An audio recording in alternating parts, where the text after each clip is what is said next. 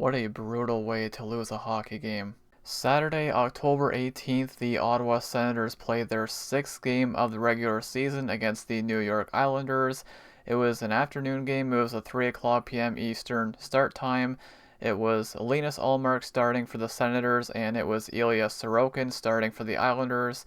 Sens were 2-3 coming into today, and the Islanders were 1-3 coming into today. Both teams actually just snapped a 3-game losing streak in their last game, respectively. So, obviously, the big lineup note, the major one, we all know what it is. Brady Tkachuk continues to be out with his thumb injury, and he's still going to be out for quite some time. I'm frustrated. This is the most frustrated I've been after a game so far this season. These are the ones that really annoy me the most. This is a game the Sens should have won. They should have, but they didn't. Alright, let's go ahead and break down this game. I'm very annoyed. Like, I know at some point in time there's going to be frustration that shows in these videos. That this is bad. This was just a brutal way to lose a game. It was. So we're going to run through the stats here. So the Senators fall to the Islanders by a score of 5-4. Senators drop to 2-4 on the season. Islanders move up to 2-3, so they've won back-to-back games. So let's go into the shots and the stats here. So the shots, the Senators did outshoot them 33-23, and once again, the Senators dominate in the faceoff dot. It hasn't been helping them a lot this season, so I honestly would not look into the stat too much at all. But they do dominate in the dot, again, not by a ton, but still, they won most of them. 51.9% compared to 48.1%. The penalty kill has been improving, so there is that. Islanders were 0-3 on the power play. Sens were 1-2, so okay, special teams were good today. They outshot them, better in the faceoffs. Again, I feel like they deserved this win, but they didn't get it. Penalty minutes, there were not a lot of penalties, 6-4 with the Islanders having the fewest. Hits were close, 29-28 in favor of Ottawa. Block shots were 19-9 in favor of the Islanders. That sounds about right. Giveaways, it did get a little bit sloppy there at times. Ottawa had 22 giveaways, Islanders with 13. And takeaways were 4-2 for Ottawa. And these two teams will meet again on March 19th in Ottawa. It's frustrating, man. I know we're still early. I know it's still early, 6 games, but we're getting to the point now where it's like, okay, there are some actual concerns. This team has 2 wins on the season, and I don't think they deserve the win against Seattle. I don't.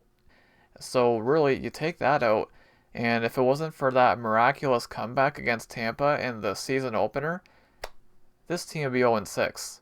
So it's bad. It is really, really bad. 2-4 is not a good record, but this is it's worse than what it looks, if you can believe it. So we're gonna go ahead and break down this game. Again, apologies for any frustration. There's gonna be a lot of it in this video. So, starting off with the first period, I actually ended up missing the first minute and a half because of Mega Rayquaza Raid Day in Pokemon Go. I didn't get anything good, but don't want to go off topic too much. Yeah, I missed like the first minute and a half. Not too much happened though in the first minute, thankfully. So, Pajot ends up getting a wide open net. He kind of fans on it, and Ullmark made a pretty good save. I know Pajot did fan on the shot, but still, I mean, that was still a pretty good save. Ullmark played good today. I know he made some big saves, but I know his save percentage is going to be rough yet again. But he made some big saves, and honestly, if it wasn't for that, then it probably would have been worse than 5-4. So yeah, there was a 2-on-1 for Ottawa. Dylan Cousins would hit the post. There was a flurry as well. A lot of chances for the Sens, but they can't capitalize. There were multiple big saves by Sorokin. Sorokin played a pretty good game today. He is one of the best goalies in the league, in my opinion. There was a bad pass by Ottawa, led to a 2-on-1 for the Islanders, and there was a big save by Ullmark. Again, Ullmark made some really big saves, or else this could have been even worse. There was a bad pass by the Islanders, and then there was a 2-on-1 down low for the Sens, but a big save by Sorokin. Both goalies had some big saves, especially in the first half of the game. I feel like there were more in the first half of the game. There was a holding penalty by the Islanders, and the only shot of that power play, it goes in. The Sens would score on the power play. It was kind of a bad goal by Sorokin, I think. I don't think he was screened at all. It just kind of went through him, but the Sens would score and they would take a 1-0 lead. So that goal was scored by David Perron on the power play, with Thomas Chabot and Arthur Kaliev getting the assist. I do believe that is Kaliev's first point as a Senator. And that goal came at the 17:01 mark of the first period. So it's looking pretty good so far, right? The Sens, like the Islanders really didn't do a whole lot in the first period, truly. So also with this goal, it is the first time that the Sens have scored first in a game this season. Praise the Lord, it's a miracle. They scored first. I know, right? Didn't really matter though, did it? So there's a high sticking penalty by Ottawa, and then shortly after that penalty, they would take another penalty, a hooking penalty. So it was a lengthy 5-on-3 for the Islanders. They didn't score. So somehow they didn't score. I'm just thinking, oh yeah, here we go. It's going to be a disaster, but the Sens actually killed it off, surprisingly. And I thought it was a pretty good first period for Ottawa because the shots were 11-6 after the first period, and they had a 1-0 lead. So I thought they had a good first period. They did. So they go into the first intermission with a 1-0 lead, so we're looking pretty good, right? So we roll on to the second period. I have a lot of notes for the second period. The second period got kind of crazy, and if you watched the game, then you would know. So, second period, the 5-on-3 power play carried over, and as I mentioned, the Sens would kill it. There was an early 2-on-1 for Ottawa that was stopped by Sorokin. Jensen would end up breaking his stick on a shot, and that led to a breakaway for Horvat, but that was also stopped by Ullmark. Again, Ullmark made a lot of big saves, or else this could have been worse. I know I keep saying that, but yeah, that was a big save there. There was a delayed penalty, a one-timer by Pinto on a delayed penalty, and Pinto would score again. That is Shane Pinto's 7th goal of the season, leading the NHL. Dude, this guy's on fire. I don't know. Just whatever he's doing, keep doing it, because 7 goals on the season for Shane Pinto, leading the NHL. So the assists on that one go to Drake Batherson and Thomas Chabot. 5:32 into the second period, and the Sens take a 2-0 lead. So okay, it's looking pretty good, 2-0 lead. They killed off the 5-on-3. Pinto's got another goal. It's looking great. It's looking wonderful, right? Again, didn't last much longer. So there was a New York shot that was blocked, and then they would score off the rebound. And Ullmark, it didn't look right. He looked kind of awkward on this play. He was so slow getting across. I don't know what happened. I don't know if he lost sight of the puck. But the Islanders would end up scoring to make it 2-1.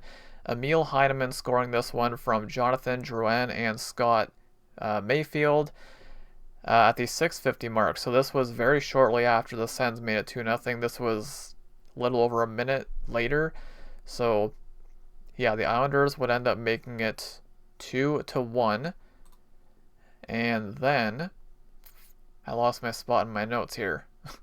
There was another great chance for the Islanders shortly after that, and that could have easily tied it. The Sens, it kind of felt like they were sitting back a little bit here, and I know it's like a mental thing. You get a lead and you tend to sit back. Every team does it in every sport. That's just the way it goes, right? But man, oh man, the Sens got really sloppy in the second period. They're just giving up way too many good chances, and eventually the Islanders would pop one in and they would tie the game. So Bo Horvat scoring this one from Ryan Pulock and Anders Lee. Lee had a heck of a game today. That goal came at the 9:57 mark of the second period. So now that 2-0 lead that the Sens had, it's gone because the game's now tied. So a bit of a weird play here. So there was an icing against the Islanders, and I don't know if Patrick Waugh, the head coach of the Islanders, I don't know if he said something. I'm not sure exactly what happened here, but it actually turned into a delay of game penalty. I'm like, what the heck? I don't think I've ever seen that before. That was kind of a weird sequence there. So the Sens would go to a power play. So there was a shot blocked on the power play that led to a shorthanded breakaway by Pajot, and that was also stopped by Ullmark. So yet another big save by Ullmark. So how many times have I said that already? Like 4 times? Like the Islanders could have like 6 goals. Like, not exaggerating. But yes, he would stop that. Um, Pinto back the other way, they would come back, and Pinto would have a shot go off the helmet of Sorokin and actually knock the helmet off Sorokin, but he was okay though, thankfully. And it was a good looking power play, minus the breakaway, obviously. They had 4 shots, but they would not score on that power play. A little bit later on, there was some nice passing by the Sens, a really nice play, and Stutzlo was all alone in the slot, and he would bury it, and you could see the look of relief on his face when he scored that.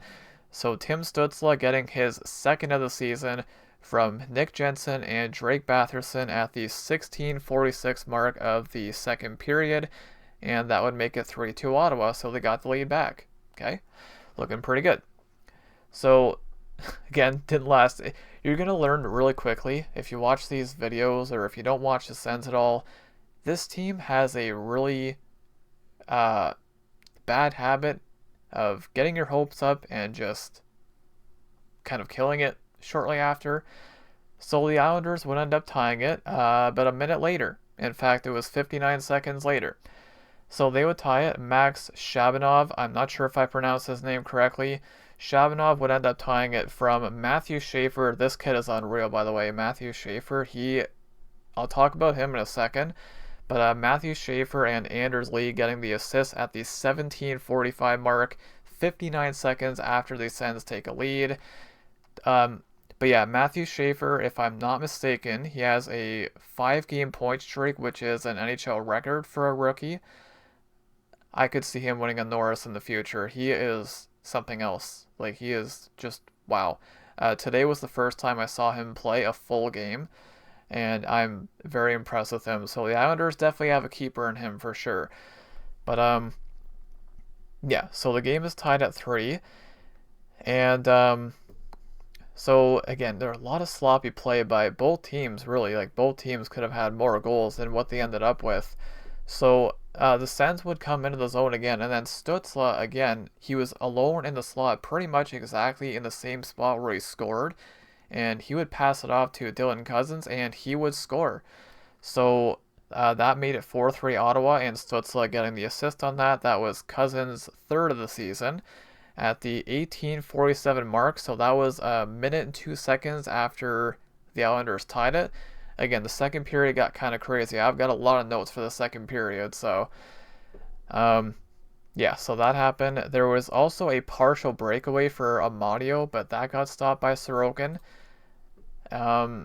So yeah, there was a lot of stuff going on in the second period. But after all is said and done, the Senators would go into the second intermission with a lead for the first time this season. First time this season they have done that.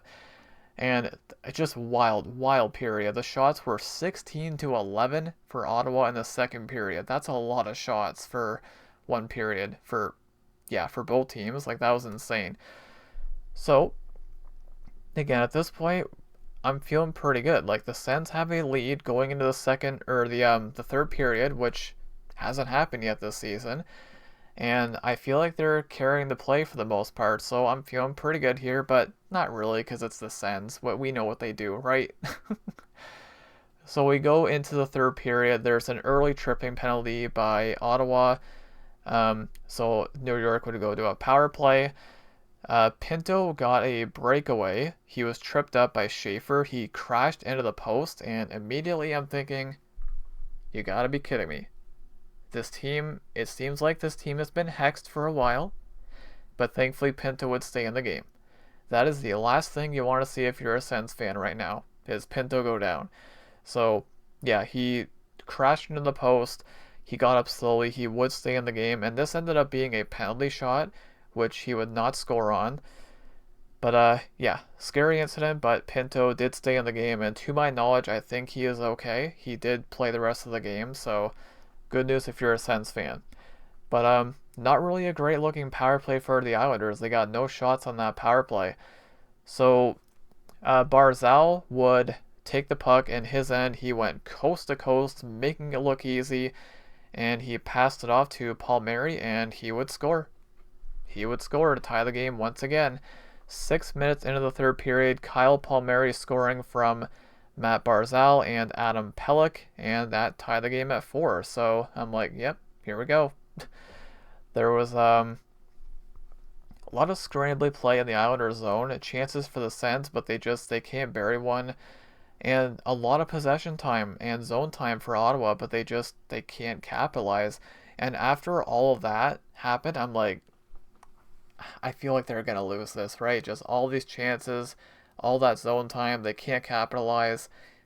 I kind of feel like they're gonna blow this, and sure enough, look what happened. But the way this play right here is the most frustrating play of the season to date. Jordan Spence goes back for the puck. His stick gets lifted by Anders Lee. This was like a minute 3 seconds left. Game's tied 4-4. Some people, maybe they're not getting ready for overtime, but I feel like a lot of people are probably expecting overtime right now, right? Little over a minute left. But yeah, Spence goes back for the puck. His stick gets lifted by Anders Lee, and Lee is left all alone out front, and he would score. He would score to make it 5-4 Islanders with a minute and 3 seconds left. Brutal. Just absolutely brutal. What can you even say about that, man? Like, anyways, Pajot getting the assist on that. Anders Lee had a really good game today. But again, that goal coming at the 18:57 mark, that gave the Islanders the 5-4 lead, and that's your final. And the Sens would lose again. But what a, like I said, just brutal, absolutely brutal way to lose a game. Because again, I feel like the Sens were the better team today. It's ironic because the last game against Seattle, they won, and I feel like they didn't deserve that one. So this one, they lose, and I feel like they should have won. So, yeah, I guess it kind of evens out, right? That's one way to look at it. But, yeah, the Sens should have had this one. Islanders, one of the bottom teams in the league, and they couldn't get it done. So, going into the 3 stars of the game, as I mentioned, Anders Lee did have a heck of a game today. So he was the first star with 1 goal and 2 assists. Second star was Tim Stützle with a goal and an assist. And the third star was Bo Horvat with 1 goal. So yeah, there is that. We'll go through the stats here, the box score. Also, the NHL site is working now, not like in the last video when I couldn't get it to load. So yeah, let's have a look at the stats here. So Stützle with a goal and assist, as I mentioned. Batherson had 2 assists. Pinto and Dylan Cousins had a goal each. And Perron also had a goal. And Arthur Kaliev also getting an assist there. And over on the defense side, Nick Jensen had an assist, and Shabbat also had 2 assists. The plus minus is kind of interesting though. So you've got Thomas Shabbat, who is a +2, which by the way, first time not wearing a jersey in a video. I'm actually wearing my Shabbat t-shirt. I don't feel like getting up and turning around, but yes, I promise you it's a Shabbat t-shirt. So yeah, Shabbat, he had a good game too. 2 assists +2, but then Jake Sanderson was -3. So yeah, plus minus is kind of all over the place for the defense here. And then for the forwards, looks like Tim Stützle leading the way with a +2. He had a good game. Stützle did look good tonight, and he did score, of course, so that is good news. Looking at the shots here, Pinto led the team with 6.